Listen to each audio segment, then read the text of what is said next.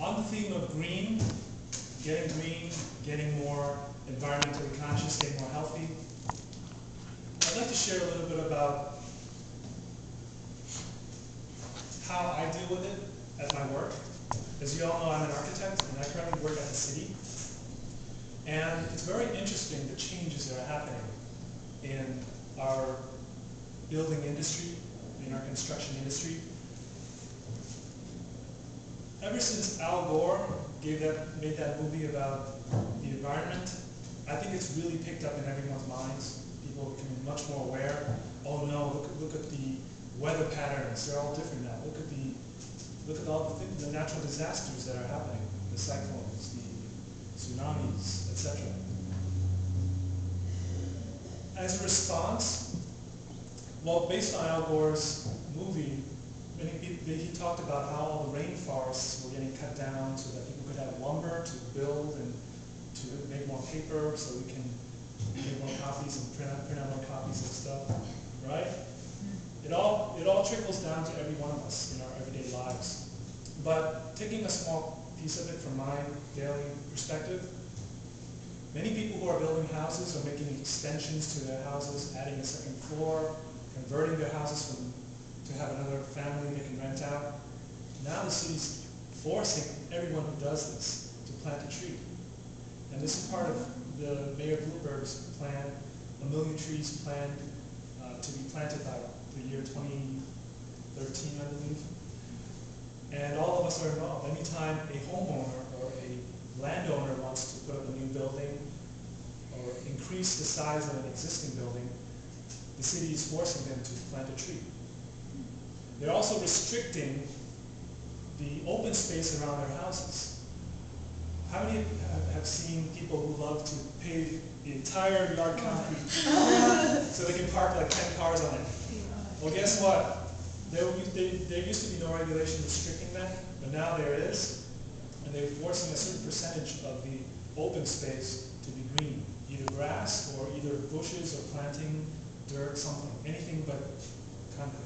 So that's another way of increasing the surface area of green producing, oxygen producing plants in the city. That's another small step. There are also measures being taken to encourage green building. And that leads me to the next topic I want to touch upon. What is a green building? A green building is something that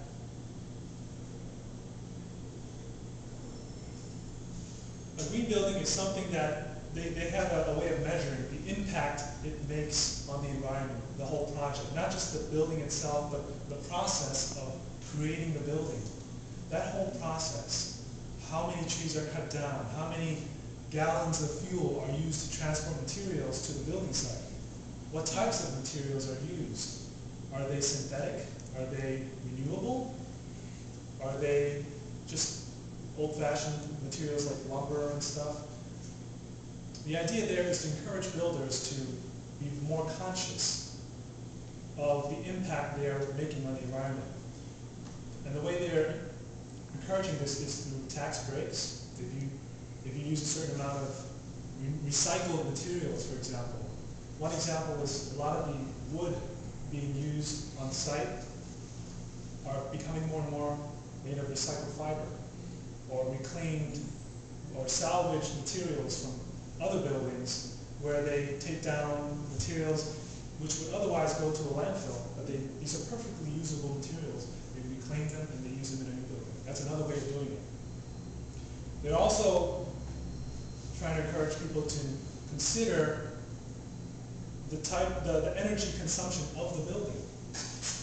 We've all heard about solar panels and wind generators on the rooftops. There's actually, if you drive down 14th Avenue, there's actually a house that has a bunch of solar panels on top and a wind generator. I don't know if you ever noticed it.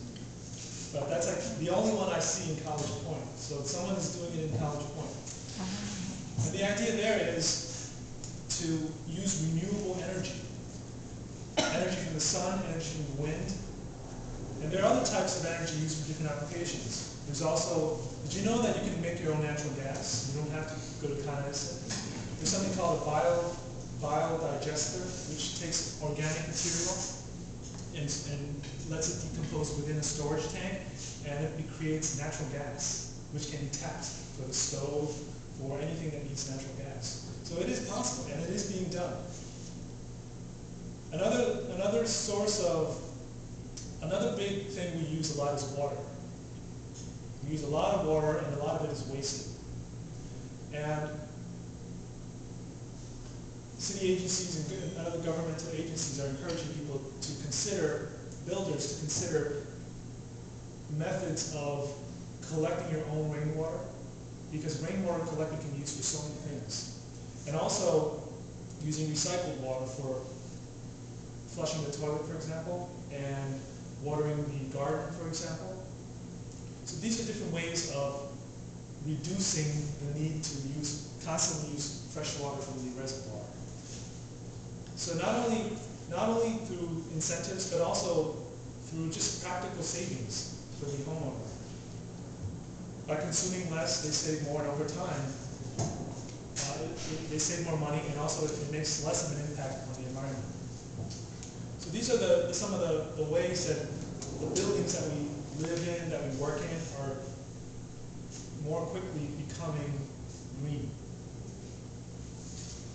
But I wanted to end on the fact that the buildings we live and work in really are an extension of our bodies. They are shelter, yes, but they also, if you think about it, every building has to bring you air, which we need to survive. Every building has to bring us water, which we need to survive. So really, if you think about it, and it's shelter. It's kind of like clothing. When the weather is cold, we go into this shelter to protect our bodies. So it really is an extension of our body. And when we become more aware of our impact on the environment, naturally we start to take care of the way we live, take care of our bodies as a way of